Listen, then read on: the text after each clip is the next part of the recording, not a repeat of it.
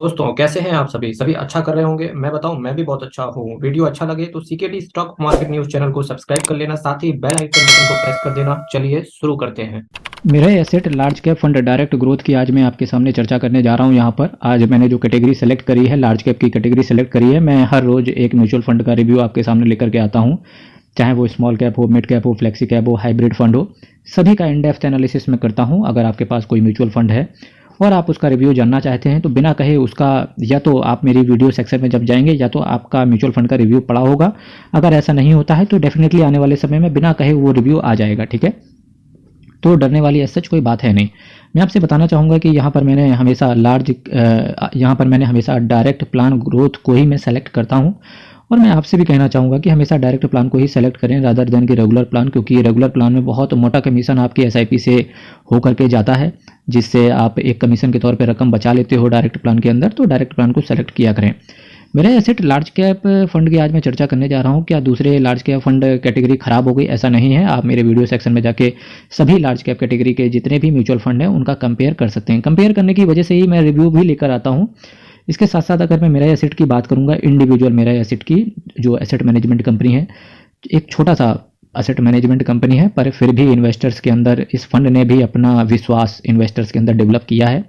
और होप्स हो कि जैसे जैसे ये फंड हाउस और पुराना होगा, टॉप 10 कैटेगरी में आते हुए देखने को मिलेगा। पर एसेट अंडर मैनेजमेंट के हिसाब से बात करूं तो मेरा एसेट टॉप 10 के अंदर नहीं आता है।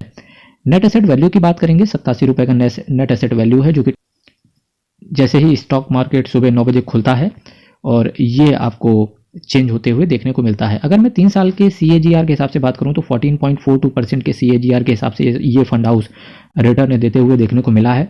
वहीं अगर मैं 5 साल की बात करूं तो 11.32% के CAGR के हिसाब से इस फंड ने रिटर्न दिया है। पर मैं अगर मैक्सिमम बात करूं तो 16.47% के CAGR के हिसाब से ये फंड रिटर्न देते हुए देखने को मिला है।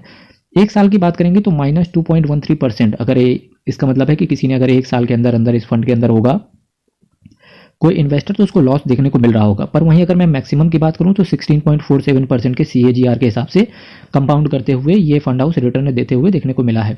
इस पार्ट से आपको क्या शिक्षा मिलती है? इस पार्ट से आपको ये शिक्षा मिलती है कि आप जितनी लॉन्ग पारी, आप जितनी बड़ी पारी म्यूचुअल फंड मार्केट में आप खेलेंगे उतना बेहतरीन आपको रिटर्न मिलेगा। तो शॉर्ट टर्म में किसी भी म्यूचुअल फंड में अगर आपको लॉस हो रहा है तो डेफिनेटली डरने वाली बात होती नहीं है। लॉन्ग टर्म में खेलेंगे तो आपको क्या होता है, एक अच्छा रिटर्न देखने को मिलता है। अब लॉन्ग टर्म में यहाँ में अगर मैं चर्चा करना चाहूँगा तो 2014 से भी पहले का ऑलमोस्ट इसके पास करीब करीब 10 साल का एक्सपीरियंस है और 10 साल में से 16% के CAGR के हिसाब से रिटर्न बहुत बड़ी बात होती है, क्योंकि इन्फ्लेशन को बीट किया है। इसके साथ साथ इस फंड ने आपको 7 से 8% का रिटर्न भी इन्फ्लेशन को बीट करने के बाद भी देते हुए देखने को मिला है। वैल्यू रिसर्च की बात करेंगे तो 4 स्टार रेटिंग दी है आउट ऑफ 5। तो वैल्यू रिसर्च के हिसाब से भी अच्छी रेटिंग है। गौरव खांडेलवाल जी एंड गौरव मिश्रा जी, जैसा कि आप देख सकते हैं, बहुत अच्छा एक्सपीरियंस है। गौरव मिश्रा साहब को तो 23 साल से ज़्यादा का एक्सपीरियंस है। गौरव खांडेलवाल जी को भी बहुत बड़ा एक्सपीरियंस है और जैसे जैसे एज अ फंड मैनेजर के तौर पे इन्होंने विजन मिशन एंड गोल तीनों को ही डेडिकेट किया है इन्वेस्टर्स के प्रति। और जिस हिसाब से इनका डेडिकेशन है उसके हिसाब से इस फंड ने बहुत अच्छा रिटर्न दिया है इन्वेस्टर्स को। होप्स हो कि जो ये कंटिन्यूटी है 16% के CAGR से हिसाब से रिटर्न आने वाले समय में इन्वेस्टर्स को सेम देखने को मिले। जो आपका रिस्क है, चूंकि आपका पैसा इक्विटी में इन्वेस्टेड रहता है तो रिस्क वेरी हाई है, because mutual fund is subject to market risk and read all schemes related documents carefully. 34,194 crore का एसेट साइज है, जो कि दिखाता है कि बहुत बड़ा लार्ज कैप कैटेगरी में एसेट साइज है। 0.51% का एक्सपेंस रेशियो है, 0.12% का कैश होल्ड करके चलते हैं। निफ्टी 100 टोटल रिटर्न इंडेक्स को इन्होंने टारगेट किया है। ग्रोथ प्लान है, अगर 1 साल के अंदर आप इस फंड को निकालने की कोशिश करेंगे तो 1% का आपके सामने से एग्जिट लोड ले लिया जाएगा। क्या लार्ज कैप कैटेगरी में ये फंड अच्छा है? मेरे को अभी तक के एक्सपीरियंस के हिसाब से दिख रहा है कि अच्छा फंड हाउस है। अगर मैं सेक्टर की बात करूं तो financial technology, energy, automobile, health care और कुछ अदर सेक्टर हैं जिन पर इनका फोकस रहता है। अदर सेक्टर की अगर मैं बात करूं तो consumer staples, services, material, communication, consumer discretionary, construction, insurance, chemical sector की अगर मैं बात करूं तो 2022 में केमिकल सेक्टर ने कुछ खास परफॉर्मेंस नहीं दिया, पर 23-24 में ऐसा लगता है जैसे इन 2 सालों में केमिकल सेक्टर बहुत बड़ा परफॉर्मेंस दे सकता है, जिसमें आरती ड्रग्स, आरती इंडस्ट्रीज, साथ ही साथ वेनेयल केमिकल्स, कुछ ऐसे केमिकल सेक्टर हैं जो कि बहुत बेहतरीन रिटर्न देते हुए देखने को मिल सकते हैं।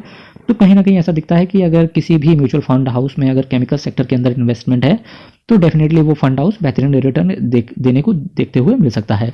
Metals, mining and capital goods, ये सेक्टर को ये कवर करते हैं। अगर मैं शेयर्स की बात करूं, HDFC बैंक लिमिटेड, वाह मेरे शेर, वाह मेरे शेर, इसको देखते हुए तो केवल मेरे को एक गाना याद आ रहा है कि सलामत रहे दोस्ताना हमारा, है ना। HDFC bank limited 10.74%। इसको मैंने क्यों बात करी, क्योंकि 2022 के अंदर HDFC बैंक ने बिल्कुल रिटर्न इन्वेस्टमेंट को दिया ही नहीं है, ठीक है। 2023 में क्या HDFC बैंक कमाल कर पाएगा, ये देखने वाला ये रहेगा कि अगर कमाल किया HDFC बैंक ने तो जो 16% का CAGR है, ये डेफिनेटली 2 से 4% के ऊपर ये CAGR देखने को मिलेगा। ऐसा क्यों है, क्योंकि बहुत बड़ा वेटेज आपकी SIP का HDFC बैंक के अंदर जा रहा है। हालांकि ICICI बैंक की बात करूं तो रिटर्न दे जाता है 10 से 12% का, पर फिर भी इन्वेस्टर्स और इसके फंड मैनेजर को विश्वास है HDFC बैंक के ऊपर, तो डेफिनेटली विश्वास के ऊपर खरा उतरे। तो देखते हैं कैसा खरा उतरता है कि नहीं। इन्फोसिस, रिलायंस इंडस्ट्रीज, एक्सिस बैंक और कुछ अदर्स। अगर अदर्स में बात करूँ, state bank of India, Bhartiya Airtel, Maruti Suzuki, L&T, housing development finance corporation, Hindustan Unilever, Tata consultancy, सर्म फार्मास्यूटिकल, HCL टेक्नोलॉजी, ITC और NTPC, SBI cards, Ambuja cement, Kajaria ceramic, Ashok Leyland, doctor Reddy's laboratories, Titan company, Crompton Greaves, Tata steel, Havells India, Gland pharma, IEX, ICICI Lombard, Britannia industries, Muthoot finance, max financial services, Hindustan petroleum, Krishna institute, KIMS के नाम से इसको जानते हैं, Sona BLW, precision forgings, PI industries, Zomato, Voltas कहीं 12, 1250 के आसपास चलता था, 850 के आसपास देते हुए देखने को मिल रहा है। Avenue Supermart, Jubilant FoodWorks and National Aluminium, Balkrishna Industries, FSN E Commerce Ventures, Nykaa के नाम से आप इसको जानते हैं, SBI Life Insurance, Eicher Motor. SBI इन्होंने तीनों ही टारगेट किया है, बैंक को भी टारगेट किया है, SBI कार्ड को भी टारगेट किया है, लाइफ इंश्योरेंस को भी टारगेट किया है। Eicher motor, Bharat electronic, Mphasis, Nuvoco Vistas, EPL limited, Torrent pharmaceutical, Chemplast, Sanmar, ये कुछ शेयर हैं जहां पर इन्होंने सेक्टर के साथ साथ उस सेक्टर के अंदर इन शेयर्स को चुना है। मैं आपको बताना चाहूँगा कि जो मैंने आपको अभी शेयर्स दिखाए हैं, अगर आप इंडिविजुअली स्टॉक्स में शेयर मार्केट के अंदर इन्वेस्टेड रहते हैं, जितने भी शेयर्स अगर मैंने आपको दिखाए, इसका 50% अगर सेम आपके पास स्टॉक्स इंडिविजुअली स्टॉक्स में शेयर मार्केट के अंदर है, तो डेफिनेटली आपको ये म्यूचुअल फंड हाउस सेलेक्ट नहीं करना चाहिए। वो इस वजह से, क्योंकि अगर शेयर मार्केट गिरेगा तो क्या होगा कि आपका कहीं ना कहीं पोर्टफोलियो भी गिरेगा, और ये फंड आपके पास होगा, ये म्यूचुअल फंड आपके पास होगा तो ये भी गिरेगा। इसकी वजह से एडवाइजेबल ये रहता है कि कहीं ना कहीं अगर आप इंडिविजुअली स्टॉक्स में सेलेक्ट करते हो और अगर आप म्यूचुअल फंड में भी इन्वेस्ट करते हो, जो कि हर रोज हर कोई करता ही है, तो आपको इस समय पे, ऐसे समय पे क्या करना चाहिए कि आप ऐसा म्यूचुअल फंड चुनो जो आपके पास स्टॉक्स में ना पड़ा हो, ठीक है। इस चीज़ को आप ध्यान रखें। और इसी के साथ साथ मैं आपसे बताना चाहूँगा कि ये जो आज का मेरा पूरा वीडियो था, और क्वांट फोकस्ड डायरेक्ट ग्रोथ, इसको आप अवॉइड कर सकते हो लार्ज कैप कैटेगरी में। मैं आपको ऑप्शन दे रहा हूँ, DSP Nifty 50 equal weight return index, इसको भी आप अवॉइड कर सकते हो। ICICI prudential Bharat 22 fund of funds direct growth, इसको आप एक बार देख सकते हो। इसके ऊपर मैं वीडियो इंडिविजुअली लेकर जरूर आऊँगा आपके सामने। 1000 रुपये से आप इन्वेस्टमेंट इस फंड के अंदर कर सकते हो। इसके साथ साथ मैं आपको बताना चाहूँगा फ्रेंड्स कि 1000 सब्सक्राइबर का जो मेरा टारगेट है, ये केवल आपकी वजह से अचीव हो पाएगा। और मैं आपसे ये कहना चाहूँगा, थोड़ा सा पुश आप अगर आप और कर देंगे तो 1000 सब्सक्राइबर फाइनली अचीव हो जाएगा।